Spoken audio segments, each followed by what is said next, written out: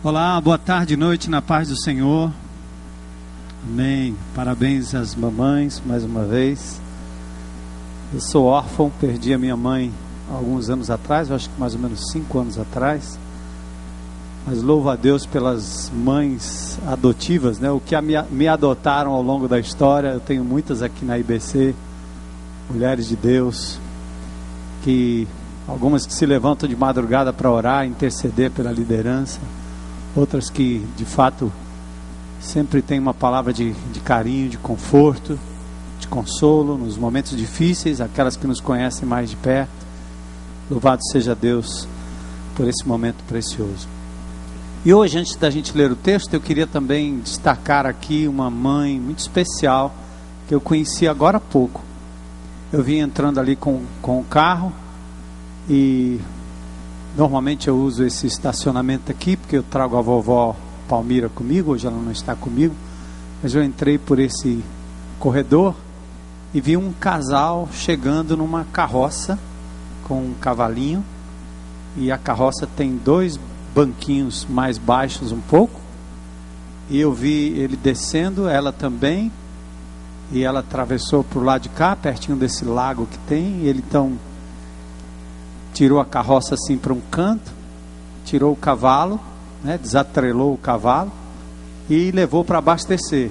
É bem mais barato do que o que eu acabei de fazer num posto ali atrás, né? Eu vi aquela cena e eu voltei para conhecer aquele casal que eu não conhecia, o Antônio e a Marlene. A Marlene e o Antônio moram aqui atrás, nessa comunidade, um pouco mais para dentro ali. E eu comecei a conversar com eles. Eles têm 7 filhos, moram num lugar muito precário, estão ameaçados de perder a propriedade onde eles estão agora, porque o dono está vendendo a propriedade, pedindo para venda, e pasme, né, o custo da propriedade é R$ 1.500. Então eu perguntei se elas estavam engajadas aqui, estão engajadas no nossa igreja aqui, enquanto grupos pequenos. Então ela já me disse que o Cris, que lidera o movimento aqui, e também o trabalho dos PGs aqui no Pedras, já foi visitar, João Batista também. E eu soube que ela está na nossa aula, nossa classe de alfabetização. Então... seu Antônio tem um probleminha de coluna, mas está trabalhando com reciclagem. E eu queria colocar o nome dessa mãe, Dona Marlene, diante do Senhor, e na certeza de que o Senhor vai prover as suas necessidades. Segundo ela, nessa época de muito brejo, ela está aí, Dona Marlene, está aqui, está me ouvindo? Tá? Cadê ela? Está aí? Cadê a senhora, Dona Marlene? Cadê? Eita, eu vou lá.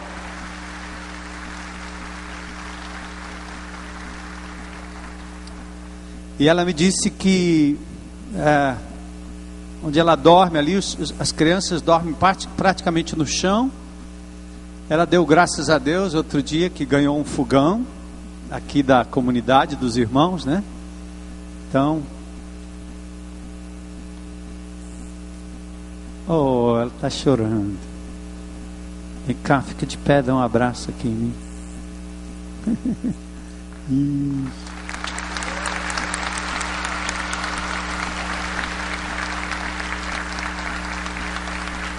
Eu me lembrei também de uma família, quando eu cheguei aqui em 1983, eu visitei ali na Aerolândia uma família que morava num casebre, e na época de chuva e de inundação ali, eu ia visitar aquela família e eu tinha que pisar em pedras dentro da casa para não pisar no chão, porque estava brejado, e as crianças dormiam assim num lugar suspenso.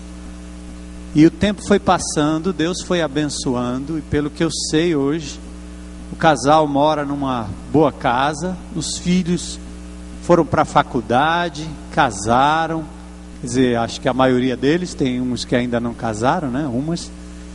E Deus mudou a sorte daquela família, porque é assim, a provisão de Deus também vem através de cada um de nós. Então, eu disse para a dona Marlene e para o seu Antônio que ficassem confiantes no Senhor, que se aquela propriedade fosse o melhor lugar para eles agora, que Deus não iria permitir que eles ficassem no meio da rua.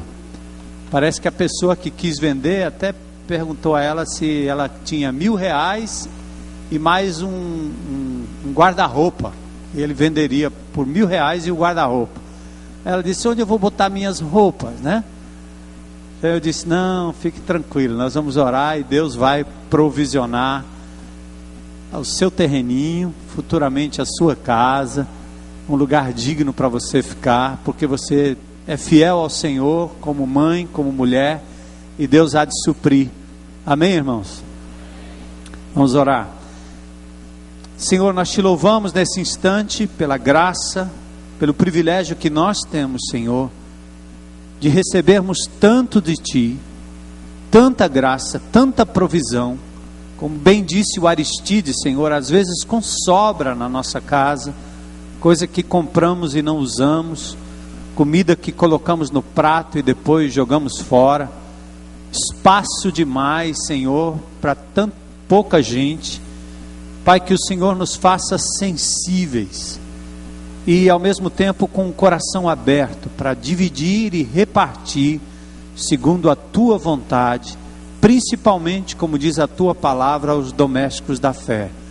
E hoje à noite eu peço que, em nome de Jesus, o Senhor, de uma forma ou de outra, levante, ó Pai, aquilo que a dona Marlene e o seu Antônio precisam para terem uma moradia digna para a glória do Teu nome.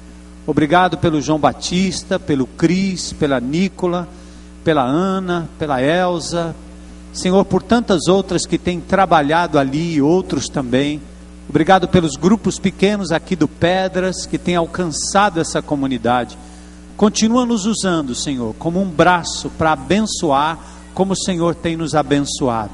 Usa-nos, dá provisão, e nós nesta tarde e noite queremos homenagear e honrar esta mãe, essa mulher de Deus, que a Tua provisão, Teu carinho e cuidado venham sobre ela de forma abundante.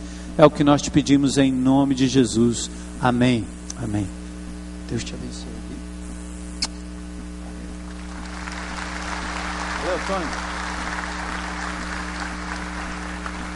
Não esqueça. Glória a Deus. Eita, já chegou uma provisão aqui, ó.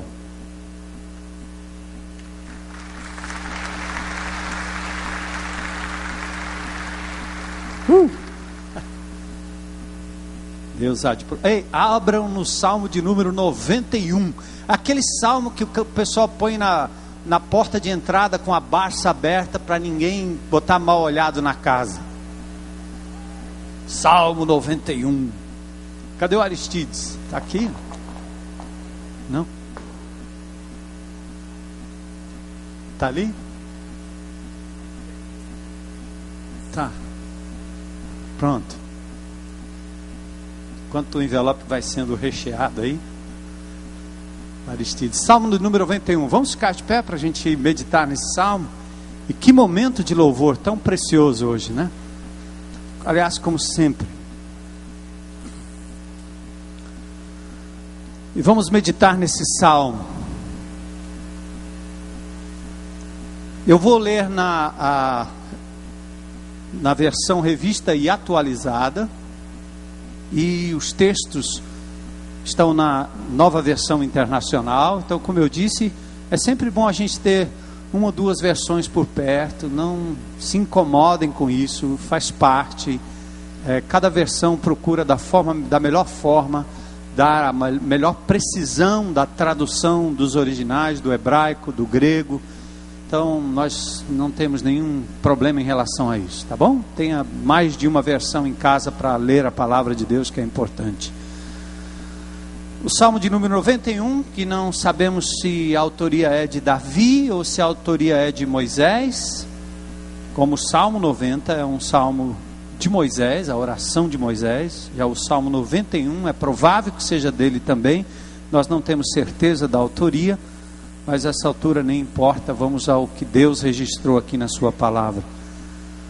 O que habita no esconderijo do Altíssimo e descansa à sombra do Onipotente, diz ao Senhor: meu refúgio e meu baluarte, Deus meu, em quem confio.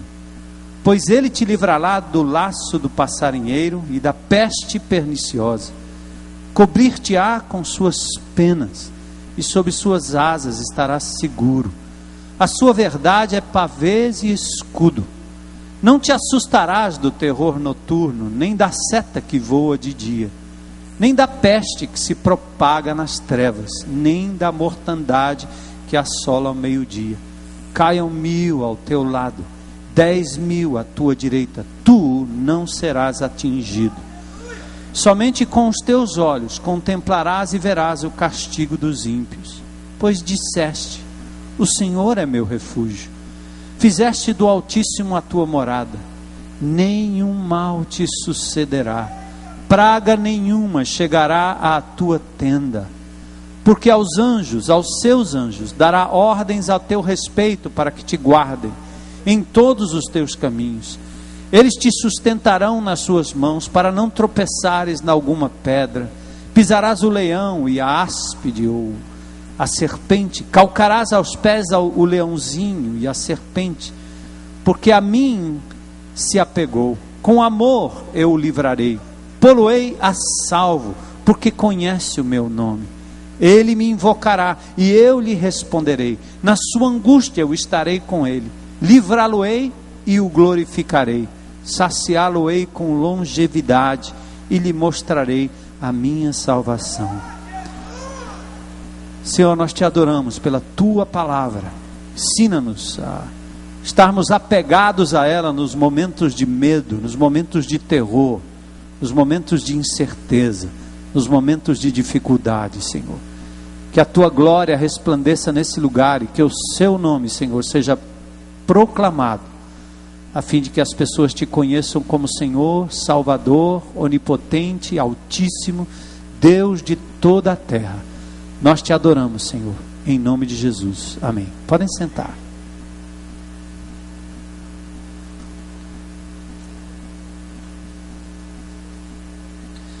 Deus é o nosso refúgio e proteção. Medo é algo que nos acomete a todos. Deus nos deu esse sentimento de temor, de medo, até para autoproteção. Se não sentíssemos nenhum tipo de ameaça, nós seríamos imediatamente destruídos.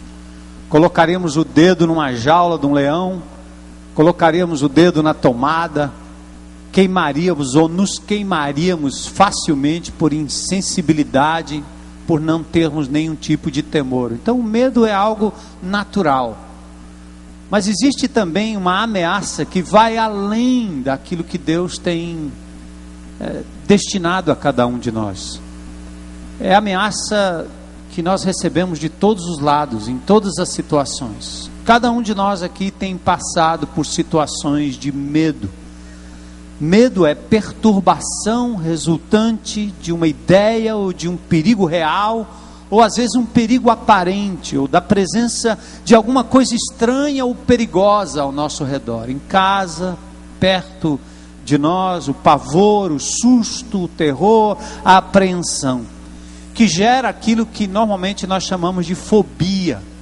Fobia é a palavra medo. Fobia, tal qual a obsessão, intromete-se persistentemente no campo da consciência. A fobia é algo que fica lá marcado. São aqueles medos que você tem, que entrou num episódio qualquer e nunca mais saiu da sua mente.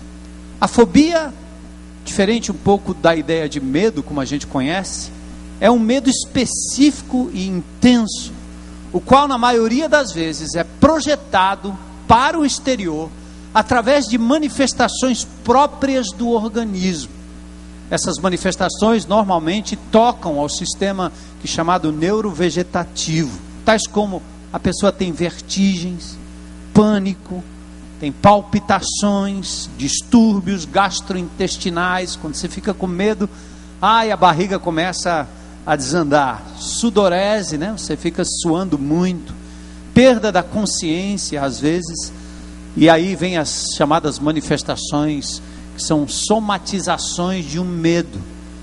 Eu contei para vocês esses dias, e acho um crime o que acontece nos banheiros da nossa cidade, né? Aqueles boxes de vidro. Eu contei um caso aqui para vocês, que a minha netinha foi envolvida num momento desse, em que quebrou aquilo ali e causou alguns arranhõezinhos e um medo muito grande daquela situação, porque ela logo tem medo de entrar naquele lugar, porque ela fala o vidro. E na quarta-feira eu estava pregando lá no Querigma, e uma outra mãe falando de uma situação, um pai que consagrou uma criança, falou do livramento. Gente, é um perigo. Procurem uma forma, se emperrar aquele vidro, deem um jeito de ajeitar, de trocar, de colocar um isofilme, por favor, porque traumatiza mesmo, principalmente a criança. Principalmente a criança. E muitos de nós temos medos, pavores, fobias que vêm lá da infância. Esses dias uma amada irmã esteve lá em casa e disse: você mora aqui no 17º andar, você não tem medo de altura não? Eu disse: não, nunca pensei nisso. Mas é porque eu tenho medo de altura. Mas engraçado, eu olhei aqui e me senti bem, né? Então, algum tipo de medo, de fobia. Tem crianças que por medo, por terem sido abusadas pelos pais, pelos parentes, por amigos lá na infância, tem medo de relacionamento, às vezes até com pessoas do sexo oposto. Muitos dos casos que nós conhecemos, por exemplo, de homoafetividade, tem a ver com traumas lá do passado. Crianças que foram maltratadas e abusadas. E por rejeitar aquele maltrato e aquele abuso, buscam um tipo de afeto em alguém talvez do mesmo sexo, da mesma orientação sexual. Nem sempre o sexo é a primeira coisa que entra numa relação homoafetiva. Muitas das vezes são frustrações do passado. Medo do escuro, medo de elevador. Eu conheci amados irmãos aqui que preferiam subir de escada 10 andares, mas não entravam no elevador, por medo, claustrofobia, medo de ficar num lugar mais preso, mais escuro. Eu imagino que muitos de vocês passam por isso. Mas além desses medos particulares, nós temos os medos, os temores mundiais. Pensa no terrorismo. Agora com a morte de Osama do Bin Laden, né? Eu ia falando Barack Obama, né? Barack Obama está vivo. Com a morte de Osama Bin Laden, o medo que agora está sobre a população americana, onde quer que ela esteja. Então é um medo, é uma fobia mundial, que a qualquer momento os radicais islâmicos vão contra-atacar. Imagine viver debaixo desse medo, dessa coisa do terror. Eu ainda me lembro na época que nós visitamos o Egito, anos atrás. Foi exatamente na semana em que mataram 64 turistas. E havia um medo tão grande que nós decidimos partir de Roma para o Egito, e porque nos perguntaram se ainda queríamos tentar entrar no Egito depois daquelas 64 vidas que foram ceifadas pelos terroristas egípcios. E a minha tese naquela época foi só que eles não iam matar 32 cearenses, porque já tinham matado 64, né? Não iam matar de novo. E a segurança estava no seu máximo, mas o ambiente era muito tenso ali. Então há um terror no sentido até da própria nação, de pessoas que vivem um terror do que vai acontecer com o futuro, o tráfico internacional, o terrorismo. E os temores naturais, medo de enchentes, como por exemplo está acontecendo lá em Pernambuco, como aconteceu no Rio de Janeiro, como aconteceu lá em Santa Catarina. Medo de um tsunami, medo de terremoto, como no Haiti, como no Japão. Medo. Imagine você viver debaixo de uma tensão constante. Medos e temores nacionais, guerras, desgoverno, corrupção, temores éticos e morais. Nós temos medo. Colocando filhos no mundo hoje, a gente fica pensando: puxa vida, o que será dessas crianças no futuro? nesse vale tudo, nesse relativismo, nessa legalização do erotismo, medo de deixar meu filho só num lugar, numa escola pública, numa escola particular, medo dos amigos, medo da pornografia, medo dos sites, medo de que se entre na internet e ali se enverede por coisas que vão acabar destruindo a moral e a mente de uma criança, medo das relações antinaturais, que agora surgem não porque veio um mandato divino, mas porque os homens agora estão fazendo esse tipo de opção. Dá medo, claro que dá medo. Temores familiares, a mulher com medo de ser traída, medo da morte dentro de casa, medo da doença, medo do desemprego, da violência, do abuso. Temores pessoais, como situações, lugares, ameaças, medo de ser derrotado, medo de falhar, medo do desemprego, medo da discriminação, medo de pessoas, medo de perder o sustento, medo de envelhecimento, algo que acometeu a minha casa alguns anos atrás, crise do envelhecimento, a crise da meia-idade, medo de um diagnóstico médico, por isso nós não vamos lá para o médico para fazer aquela bateria de exames, como eu tenho que fazer agora essa semana. Você fica pensando, e aí, vão descobrir o quê? Aí você já prefiro nem ir, quando vai descobrir, o negócio já está pior do que se imagina. Medo do diagnóstico médico, medo da perda, medo do sofrimento, enfim. Qual tem sido a sua situação de medo, de fobia? Este é um salmo que lida com o perigo. Este é um salmo que provavelmente foi originado na experiência dos salmistas, seja Moisés ou seja Davi. Aqui esse salmo começa com uma declaração pessoal. O salmista fala dele.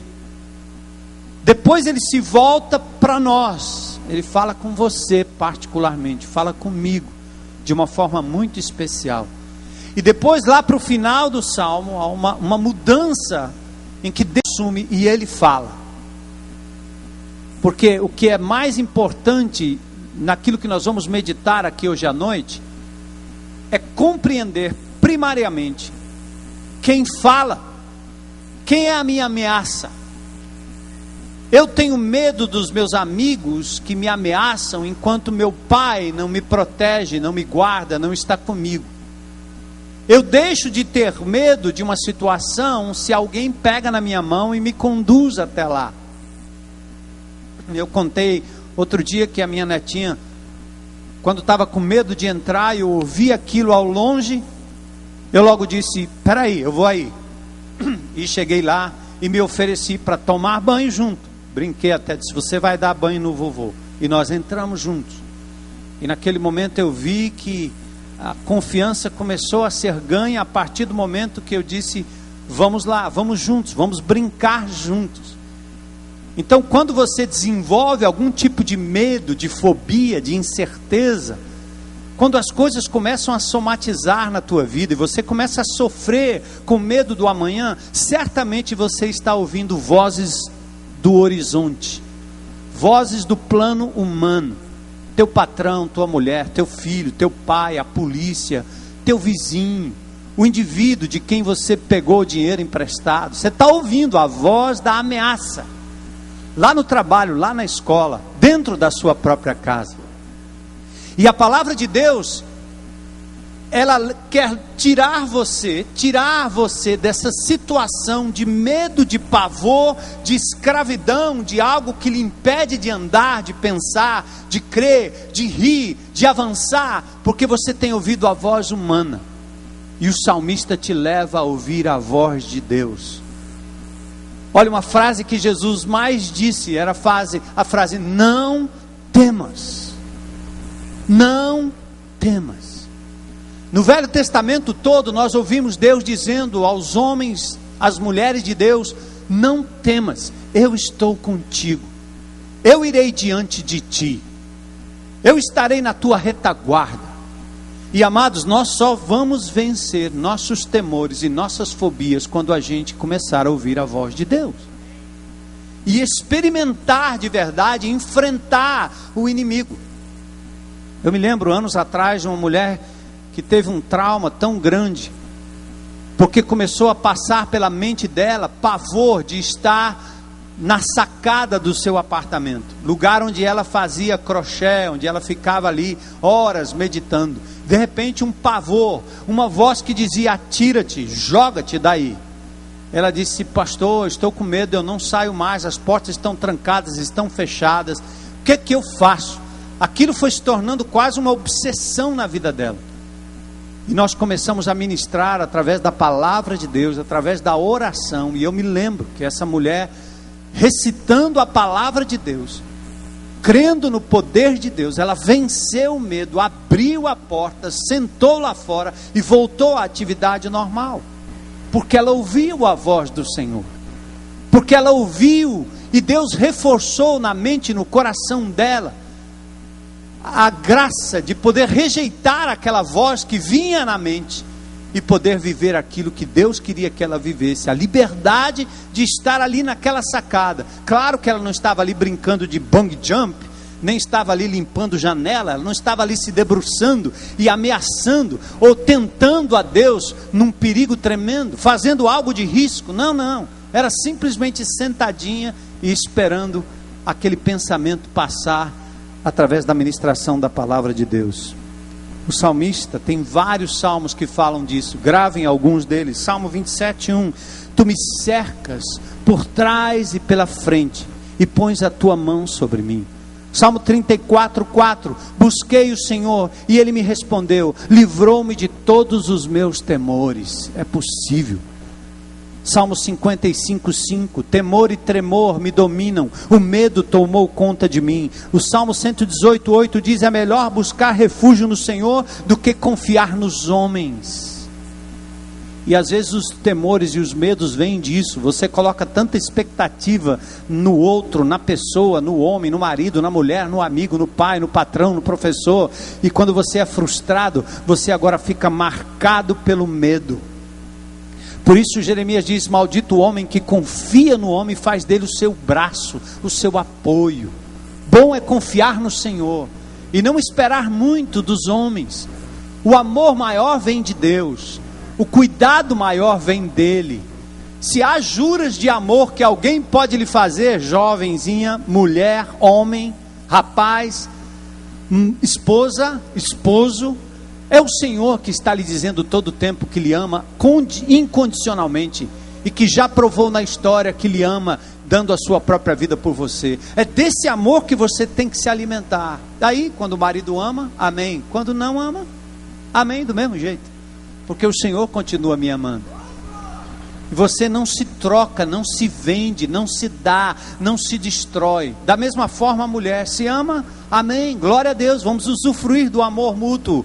Mas se não vem, o Senhor continua me amando, o Senhor continua me valorizando. Salmo 22:5: clamaram a ti e foram libertos, em ti confiaram e não se decepcionaram. Coisa boa, né? Então vamos lá, Salmo 91. Primeiro, ele é o nosso refúgio. Aqui o salmista está fazendo a sua declaração de confiança pessoal. Nós temos aqui 4 metáforas. Metáfora. O que é uma metáfora?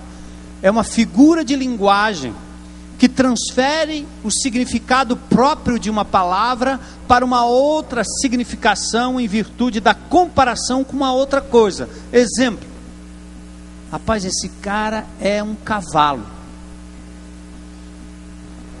Ele não relincha, ele não tem 4 patas, às vezes parece. Mas o que nós estamos querendo dizer, como ele é um cavalo?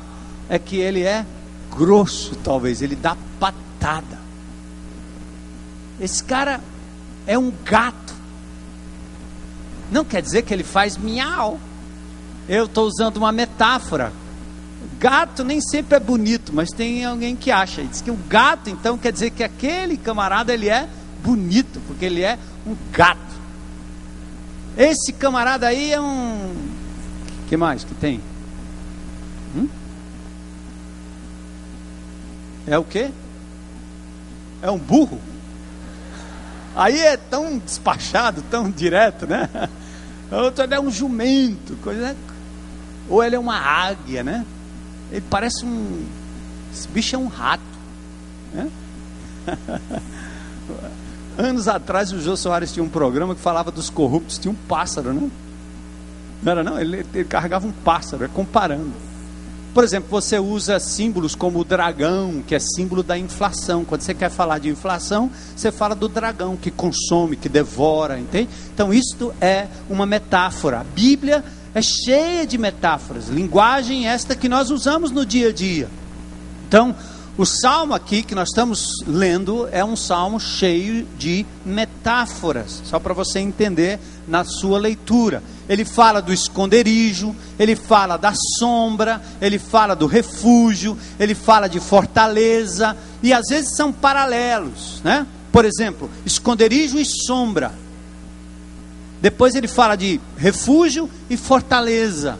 Não tem que procurar um sentido para refúgio e outro sentido para fortaleza. Ele está só enfatizando que o Senhor é o nosso refúgio, o nosso lugar de refúgio. Você está num deserto e procura um lugar debaixo de uma árvore ou dentro de uma caverna, como fazia Davi naquela época para fugir dos seus inimigos. Ele diz: o Senhor é o meu refúgio, o Senhor é minha fortaleza. Esconderijo e sombra é um lugar longe do alcance do adversário, é um lugar de refrigério. Refúgio e fortaleza, lugar de proteção e segurança. Verso 1, onde eu encontro descanso. O salmista diz assim: aquele que habita no esconderijo do Altíssimo, à sombra do Onipotente descansará. Ou seja, aquele que procura no Senhor, no Altíssimo, vai descansar à sombra do Onipotente. Mas gente, presta atenção aqui. Isso aqui não é uma frase de efeito não. Olha o que o salmista está revelando. Ele está fazendo uma declaração de fé e dizendo: aquele que habita no esconderijo do marido. Não. Do patrão? Não. Do prefeito? Da prefeita? Não. Do governador? Não. Da nossa presidenta? Não. Da polícia? Ah, não. Aqui está falando do Altíssimo. Você tem que se ligar nos nomes de Deus. É um título que coloca a ameaça natural, a ameaça humana, a ameaça social, a ameaça daquele que está bem pertinho de você, num patamar bem menor. Porque ninguém é maior do que o Altíssimo. Percebe? O que o salmista está dizendo é só isso. Os seus adversários são humanos. As lutas que vocês têm são circunstanciais. Dói, é difícil, é frustrante, machuca. Deus não está dizendo que isso não vai acontecer. Jesus disse: no mundo vocês terão aflições. Mas ele disse: tem de bom ânimo, eu venci o mundo. Então aquele que habita, aquele que mora, aquele que está dentro desse esconderijo do Altíssimo, do Deus que está acima de todas as coisas, a sombra, olha outro nome aí, onipotente. O que você acha que não vai poder fazer para vencer a dificuldade, há um Deus todo-poderoso capaz de fazê-lo segundo a sua vontade. Amém? Preste atenção aqui. Nós não estamos ensinando vocês, nunca ensinei isso como igreja, como pastor, a que vocês agora manipulem o poder de Deus. Ele continua sendo soberano. Ele ainda vai fazer segundo a sua vontade, mas você precisa aprender a recorrer a Ele e dizer: Senhor, seja feita a tua vontade. Senhor, me socorre. Senhor, vem em meu socorro. Senhor, intervém. Senhor, trabalha em prol do teu servo, da tua serva. Senhor, livra esse homem daqui, livra essa pessoa dali. E o Senhor vai agir poderosamente segundo a sua vontade. Isso não quer dizer que Deus será seu sócio nos empreendimentos em que você entrou em enrascada porque desobedeceu. Eu me lembro anos atrás, eu conto sempre essas coisas, mas um indivíduo que chegou lá na igreja, eu recém-convertido, o cara estava com a faca na mão ensanguentada. E ele, não demorou muito, ele disse: mas eu entrei aqui porque eu matei alguém. Eu disse: ai, ai, ai, né? Eu posso ser o próximo. E aí disse: cara, graças a Deus que eu estou livre. E agora, o que eu faço? Aí eu preguei para ele, falei do amor de Jesus para ele. Ele disse: ai, graças a Deus, eu encontrei alguém aqui. E agora, o que eu faço? Graças a Deus, vou te levar para a cadeia. Ele olhou para mim e disse: espera aí, eu estou fugindo da cadeia. Mas você não pode dizer que está fugindo da cadeia, graças a Deus. Ou seja, não faça Deus sócio das coisas erradas, que você sabe que são erradas. Então, em nome de Jesus, se está errado, confesse, é a primeira coisa. Se a consequência do seu erro está vindo sobre você, e você sabe que foi erro seu, corre para Deus, pede misericórdia, mas primeiro confessa.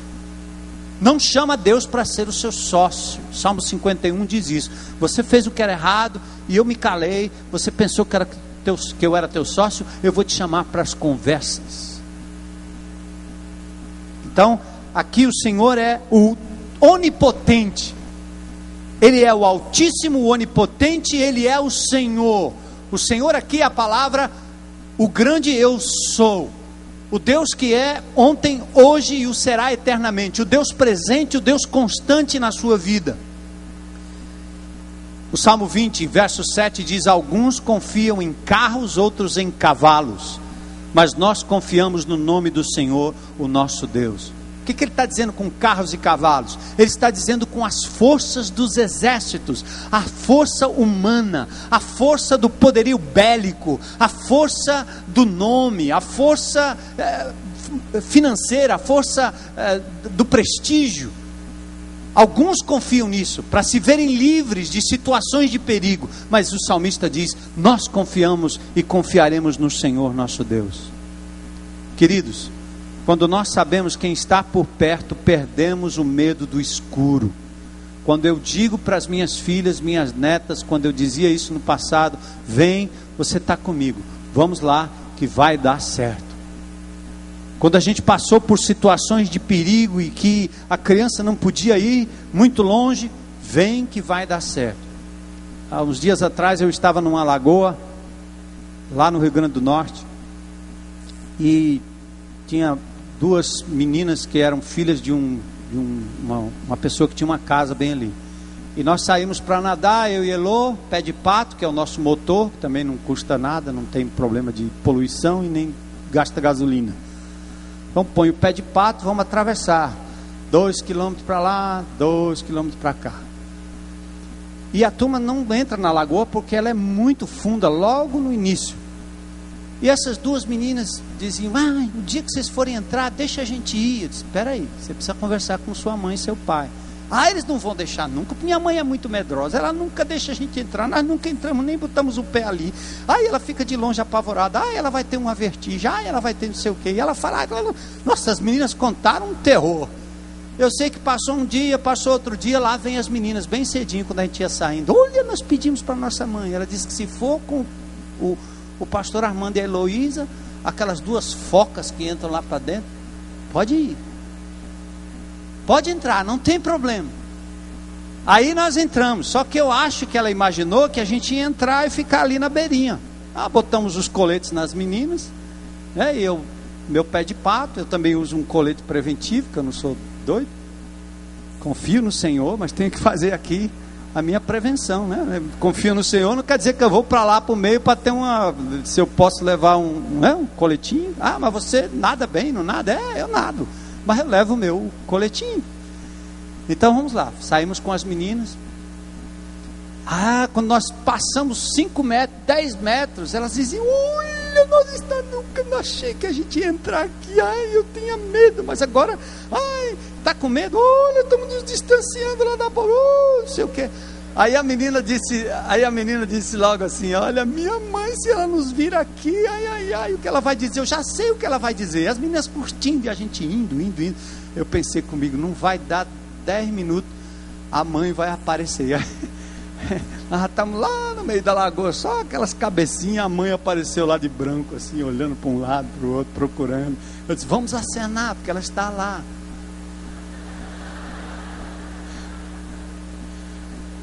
Aí começou a juntar gente lá na beira, sabe?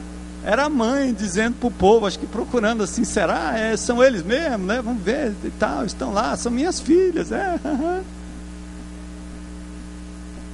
Claro, quando eu voltei, ela disse claramente, pastor, eu jamais entregaria as minhas filhas para um negócio desse na minha vida, eu não molharia nem os pés aí. Depende com quem você está. Eu sou falho, poderia ter falhado lá no meio, claro. Mas houve um grau de confiança que a libertou do medo e do receio e deixou com que as meninas explorassem algo novo. O que eu quero dizer é que nós temos aqui no salmista a ideia de que nós, que somos ligados ao Altíssimo, ao Onipotente e ao grande Eu Sou, temos que aprender a lutar com os obstáculos da vida nessa base de que o Senhor está conosco, Ele não nos desamparará nunca. Pode confiar, pode acreditar. Alguns medos que você tem são medos que não precisam estar aí. Você só precisa olhar para o Senhor e dizer: eu vou dar um passo adiante, eu vou pisar nas águas. Enquanto Pedro olhou para Jesus, tranquilo, ele andou por sobre as águas. Quando ele olhou para as águas revoltas, pronto, começou a submergir. Quando sabemos quem está por perto, perdemos o medo do escuro, do perigo, e ao invés de ansiedade e tormento, encontramos um lugar de descanso, de alegria e de prazer. Verso 2 vem o voto de confiança do salmista: direi ao Senhor, Ele é meu Deus, Ele é o meu refúgio, Ele é a minha fortaleza, nele eu confiarei. Aqui é uma determinação do salmista. Declare isso com a sua boca. Pare de usar a sua boca para dizer coisas que te levam para trás. Eu tenho medo, eu acho que não vai dar certo, isso aqui não tem jeito, nunca vai ser possível. Eu entrei aqui agora há pouco, não preciso revelar a identidade, e o irmão disse: pastor, eu preciso falar contigo, eu sei que o senhor vai me mandar eu orar, mas eu estou pensando em falar com a garota, mas não sei se falo, não sei se eu não falo, não sei se eu falo, não sei se eu não falo. Meu irmão, vai lá, rapaz.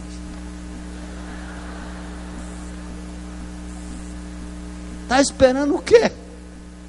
Bora, homem de Deus, você está ficando velho, rapaz. Só ele sabe quem é, não precisa se declarar, não estou dizendo o nome nem a circunstância. Se alguma menina receber algum convite hoje à noite, faz o seguinte: deixa esse negócio para a semana que vem, cara, senão vai dar problema aí. Percebe? Eu vou na força do Senhor, na força do Onipotente, na força do Altíssimo, na força do Senhor, amém? E vou dizer, vou declarar: Ele é meu Deus, meu refúgio, minha fortaleza, e nele, só nele, eu confiarei, independentemente das circunstâncias. Quando somos tentados a magnificar o problema, o inimigo, o tamanho do obstáculo, o salmista nos desafia a fazer a declaração que nos leva ao lugar de descanso. Você vai para um obstáculo, como os 12 espias foram para ver a terra prometida. Chegaram lá, 10 voltaram dizendo: a terra é um espetáculo, fruto em abundância, terra que mana leite e mel, porém há gigantes, as cidades são fortificadas, não vamos entrar porque nós não vamos conseguir. 10 voltaram com pessimismo para manter o povo parado, mas 2 voltaram dizendo: a terra é grande, há abundância, os adversários são enormes, mas quem nos prometeu dar essa terra foi o Senhor. Vamos entrar, vamos entrar. Nós jamais teríamos vindo para esse lugar aqui se fôssemos contar os adversários que tínhamos dentro dessa propriedade e fora dessa propriedade. As pessoas usadas pelo inimigo de Deus para fazer desse lugar um lugar perigoso, mas o Senhor tornou isso em bem.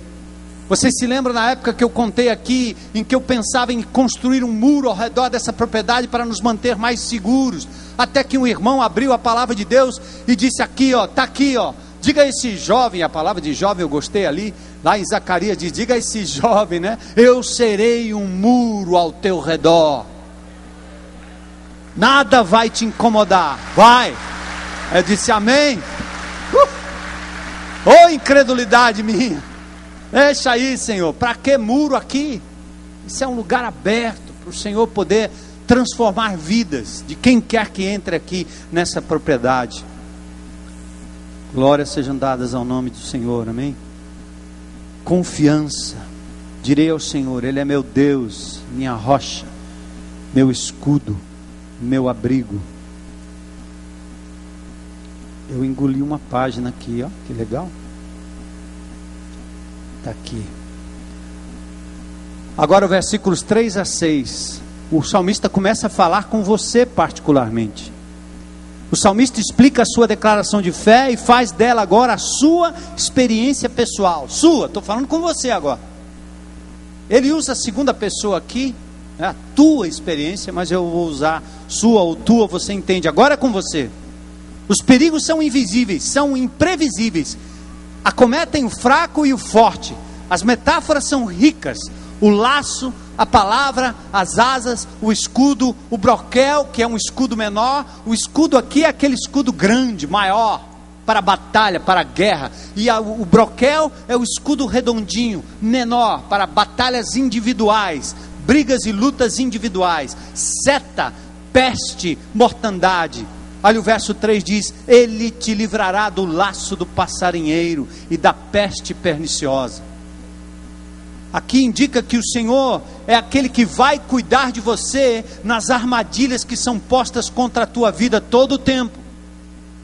Porque você é um filho de Deus, uma filha de Deus, porque você incomoda o sistema, porque você quer viver de forma justa, porque você quer buscar a verdade, porque você quer preservar a sua vida, porque você quer cuidar dos valores do reino de Deus. O inimigo de Deus, não satisfeito, vai colocar tropeço.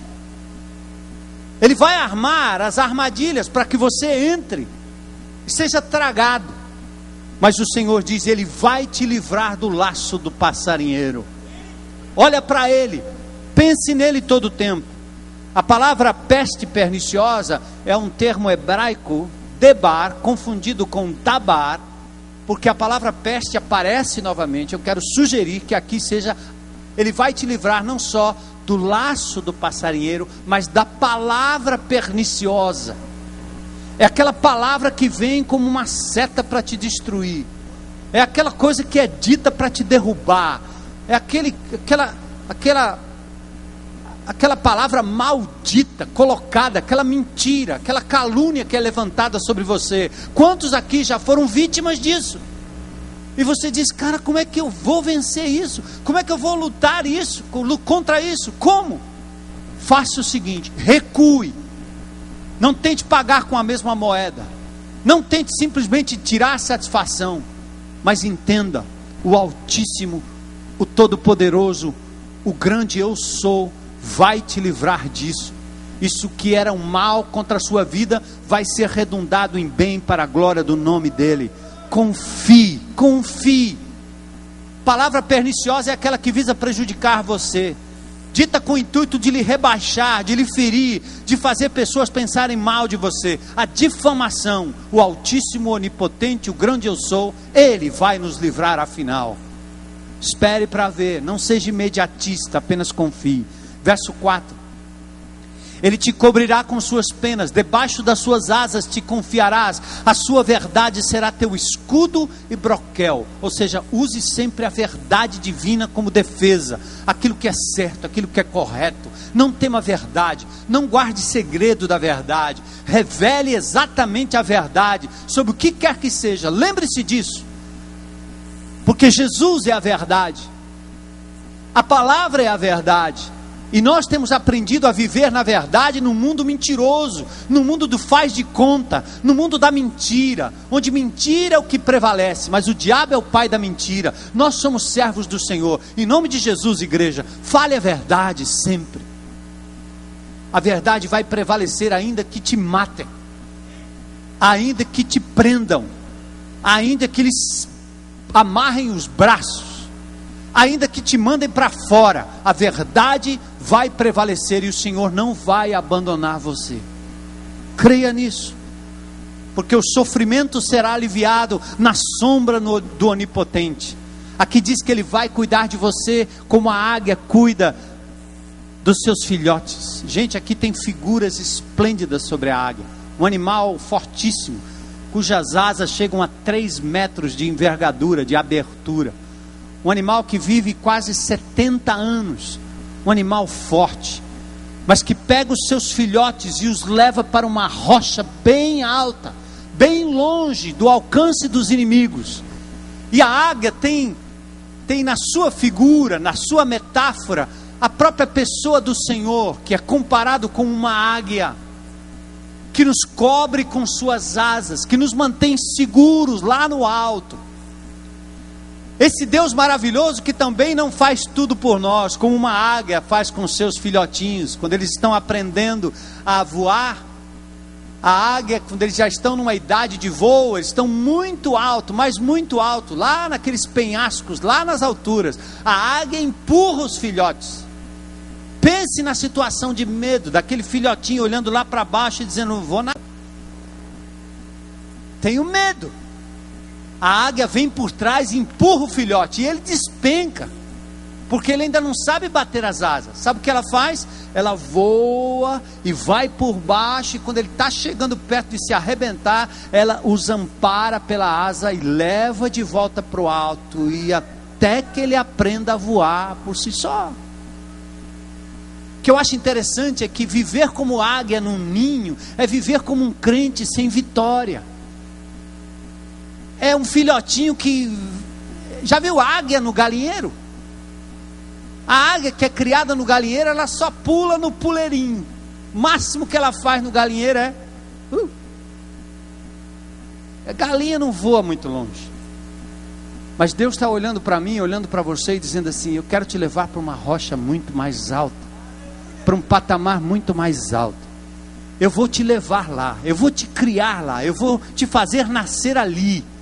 E dali eu vou te colocar em situações nada fáceis, mas para o teu bem. Você vai ser aperfeiçoado, você vai aprender a voar, e quando você estiver voando de verdade, você vai dar graças a Deus por aquelas cutucadas que eu lhe dei, fiz descer, porque jamais eu te deixaria se arrebentar lá embaixo, porque eu sou o teu Deus, o onipotente Deus, o altíssimo Deus, o Senhor Deus. Glória a Deus, amém.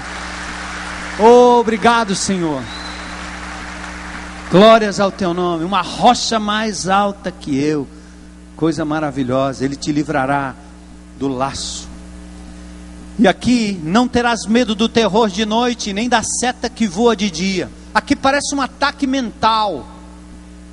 Medo à noite, a insônia, o terror, o medo do amanhã, medo de ser vencido, medo de perder, medo de não conseguir superar aquela situação difícil. Talvez se você esteja aqui com a gente hoje à noite, ou talvez nos vendo pela internet, nos assistindo em algum lugar, de repente você se meteu numa enrascada tremenda. Por alguma razão você decidiu subir num penhasco e se atirou sozinho, sem nenhuma conexão com a águia. E você diz: cara, eu vou me quebrar, eu vou me arrebentar, estão me cobrando, eu me meti numa enrascada tremenda. É hora de você confessar a Deus abertamente, se entregar a Ele e deixar de querer ser o grande comandante da sua vida, deixar de querer ser o grande piloto da tua nave. Não dá certo.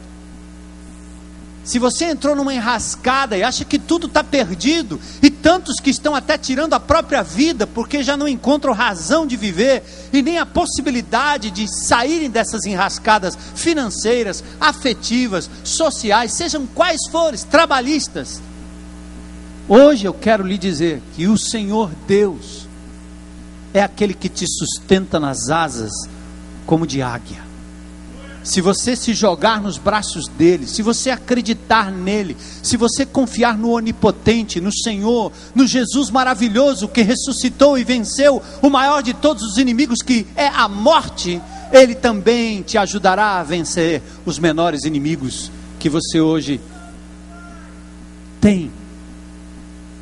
Confia.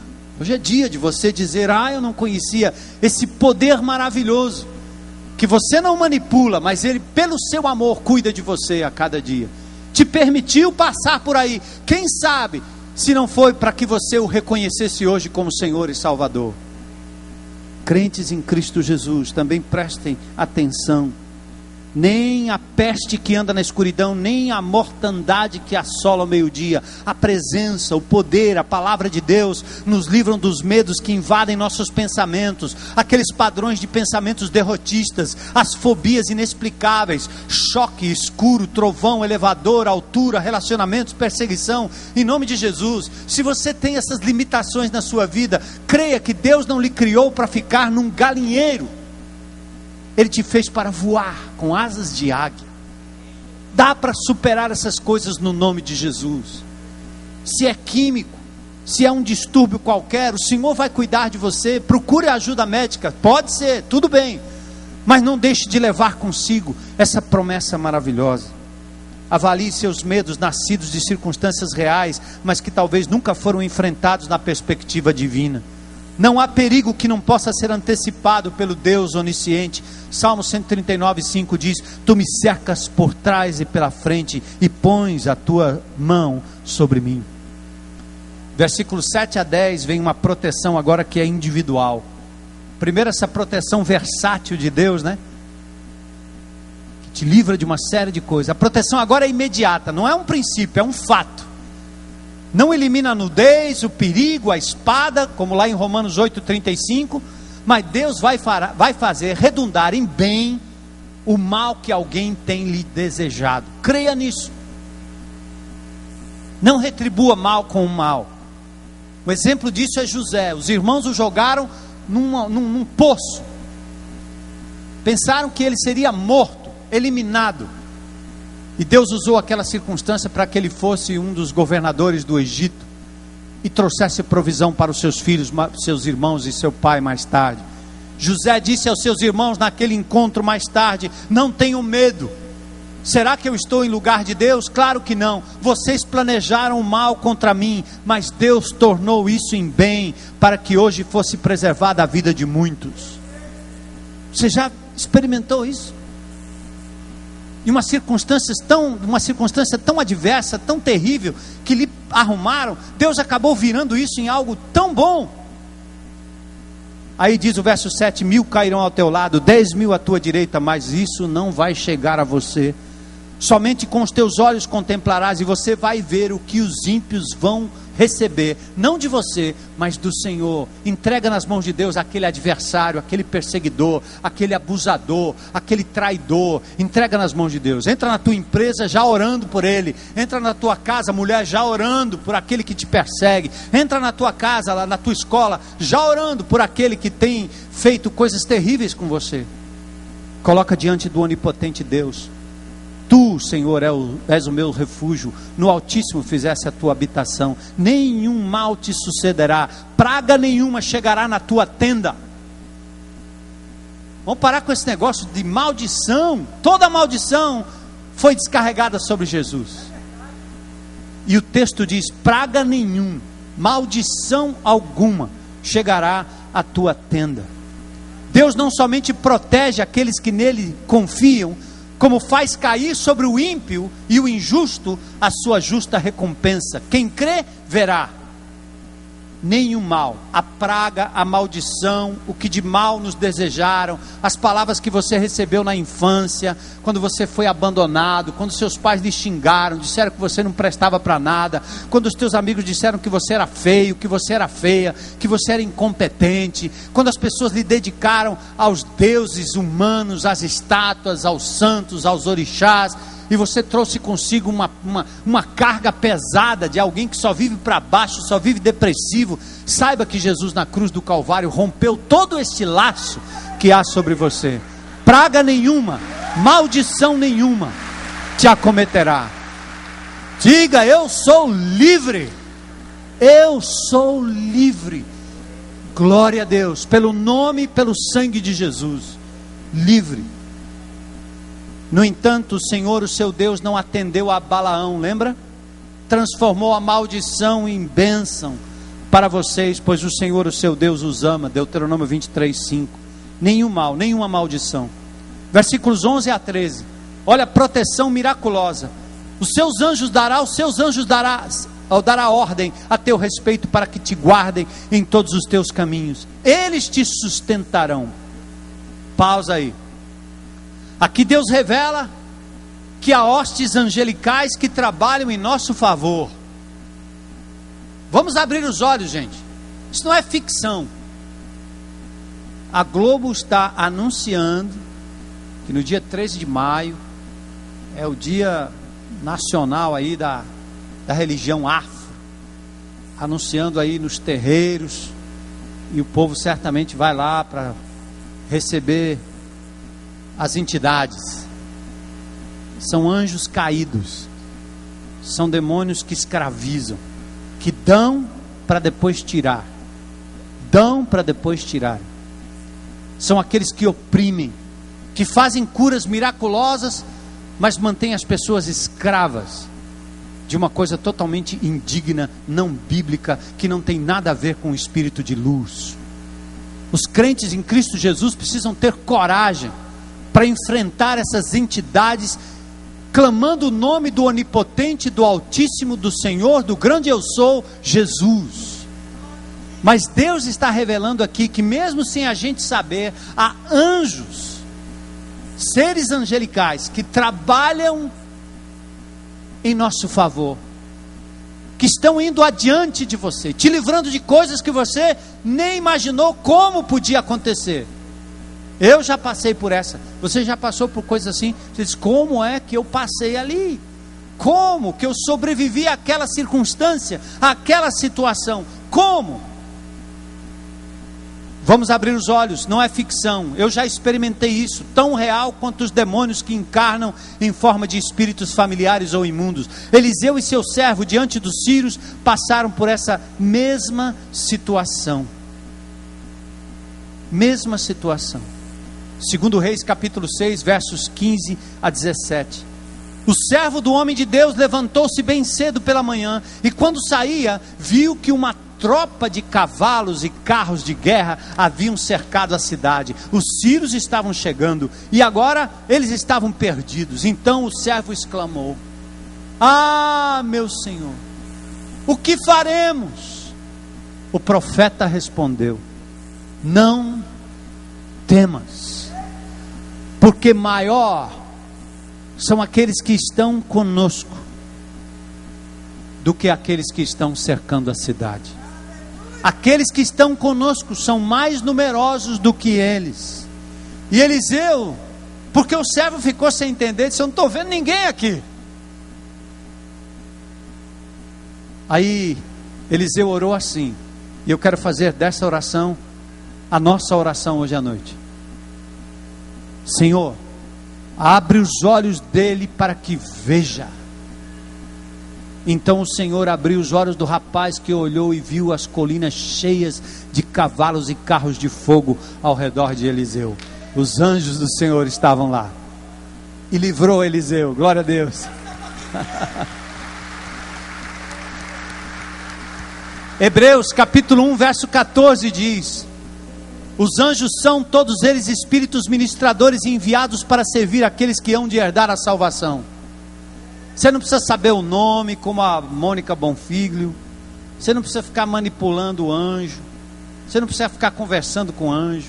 Você só precisa saber que o Deus onipotente, o Deus altíssimo, o grande eu sou, tem a nosso dispor, para nos servir e nos livrar, anjos, miríades. Aqui temos a indicação de que servos do Senhor não são apenas sobreviventes das tribulações. Os servos do Senhor não são só sobreviventes, eles são vencedores, porque estão do lado do Altíssimo e do Onipotente Senhor. Aleluia. O diabo é consciente de que os milagres ao nosso dispor podem revelar nossa arrogância e presunção, mas nós temos que fazer isso em nome do Senhor, como Jesus fez. Ao ser abordado pelos traidores, Jesus recusa-se a usar o seu poder ou prerrogativa para livrá-lo do julgamento, do sofrimento. Ele diz: você acha que eu não posso pedir ao meu Pai, e Ele não colocaria imediatamente à minha disposição mais de 12 legiões de anjos? Cristo cumpriu a vontade do Pai, foi à cruz do Calvário, e Deus o livrou quando quis livrar. Ele afinal então é o nosso refúgio. Aí Deus é quem fala. Vamos terminar, versos 14 a 16.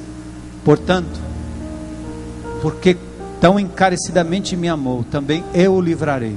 Pô-lo-ei em retiro alto, porque conheceu o meu nome. Ele me invocará e eu responderei. Estarei com ele na angústia, dela o tirarei e fartá-lo-ei de longura de dias e lhe mostrarei a minha salvação. 3 coisas, grave aí. Deus é que está dizendo agora, para mim e para você, seja qual for o seu medo. Primeiro, estes que são livrados amam o Senhor, por isso eles serão livrados. Amém? Ame ao Senhor acima de todas as coisas. Ame o seu nome, conheça o seu nome, proclame o seu nome. Outra coisa, conheçam o Senhor. Este a quem o Senhor livrou, ou estes a quem o Senhor livra, tem livrado, amam ao Senhor, conhecem ao Senhor, andam com Ele na intimidade do dia a dia. De manhã já levantam na dependência do livramento da misericórdia do Onipotente. Faça isso como um exercício. Ande com o Senhor. E em terceiro lugar, invoquem o nome do Senhor. Verso 15. Pode clamar, Ele vai responder. Pode clamar, Ele vai responder. Certamente seu Antônio e Dona Marlene clamaram. Eles nem imaginaram que Deus ia me puxar pela orelha e me fazer voltar lá. Isso não vem de mim, tem nada a ver comigo. Eu fui arrastado pelo Espírito Santo de Deus, porque Ele queria suprir a necessidade daquela mulher de Deus e daquela família. Glória a Deus. Deus fala e nós ouvimos. Amor, conhecimento e clamor. Invoca. O canal é a oração. Invoca-me e eu vou te ouvir. E o compromisso divino está aqui discorrido. Olha aí, gente. Livramento, erguimento, resposta, presença, resgate, exaltação, suprimento, longevidade e revelação. Oh, maravilhoso Deus! Aleluia! Onipotente Deus, grandioso Deus. Vamos orar? Levanta um clamor ao Senhor pessoalmente. Livra-me de todo medo, Senhor. Eu quero confiar em Ti. Quero habitar no Teu esconderijo, na Tua sombra. Quero estar. Tu és meu Deus, Altíssimo, maior do que todos os meus temores, maior do que todos os meus adversários. Tu és meu Deus, onipotente, poderoso. Grande eu sou, Deus presente na fartura, na escassez, seja onde for, sejam quais forem as circunstâncias, o Senhor estará com você. Glórias ao Teu nome. Invoque o nome do Senhor. Abra a tua boca em oração, invoque o nome do Senhor. Ó Senhor, vem em meu socorro. Ó Senhor, onipotente, altíssimo Senhor, dá-me o teu descanso essa semana. Ó Senhor, dá a vitória nessa dificuldade que eu estou passando. Ore ao Senhor, ore ao Senhor. Fale ao Senhor aí onde você está, em nome de Jesus. Fale com Ele, fale com Ele. Abra a tua voz, erga a tua voz. Fala: Senhor, Senhor, me livra, Senhor, me livra do medo que eu estou sentindo, da angústia que me acomete. Eu quero a tua libertação nesta noite, Senhor. Glórias ao teu nome, glórias ao teu nome. Aleluia, aleluia, Jesus. E eu quero perguntar se hoje à noite, aqui nesse auditório, lá na tendinha, lá na internet, tem alguém que gostaria de se entregar definitivamente nas mãos deste onipotente, altíssimo, poderoso Senhor Jesus, e dizer: hoje eu quero entregar a minha vida a Cristo, aqui e agora, publicamente. Tem alguém que quer fazer isso hoje à noite? Levanta a sua mão aí. Tem alguém? Alguém nesse auditório? Dizer: hoje é o meu dia. Alguém? Glória a Deus, glória a Deus, glória a Deus, glória a Deus, glória a Deus, glória a Deus. Mais alguém hoje à noite para dizer: eu não quero temer mais. Louvado seja Deus, aleluia. Glória a Deus, glória a Deus, glória a Deus. Mais alguém hoje à noite para dizer: eu não quero temer mais, eu quero o meu Senhor Jesus comigo todo o tempo. quero andar na presença dEle, quero conhecê-lo, quero ter acesso direto. Você não precisa de nenhum santo protetor, você tem o Santo dos Santos, o Altíssimo, o Senhor à tua disposição. É Ele que vai cuidar de você. Glória a Deus. Vamos louvar ao Senhor. E esses que entregaram a vida a Jesus aqui, lá na tendinha ou pela internet, compartilhem isso com alguém. Procurem lá o nosso Espaço Conexão. Também lá na Palhoça, os grupos pequenos estão ali agregados. Em nome de Jesus, que nós tenhamos um tempo precioso na presença dEle. Amém? Queridos, ao saírem aqui pela BR-116, logo lá no primeiro viaduto, do lado esquerdo tem um buraco bem grande. Passe pela direita ou pelo meio, tá bom? Ali só os mais afoitos, viu? Enquanto o DENIT não resolve trabalhar aqui, a gente faz esse trabalho de utilidade pública. Deus abençoe em nome de Jesus.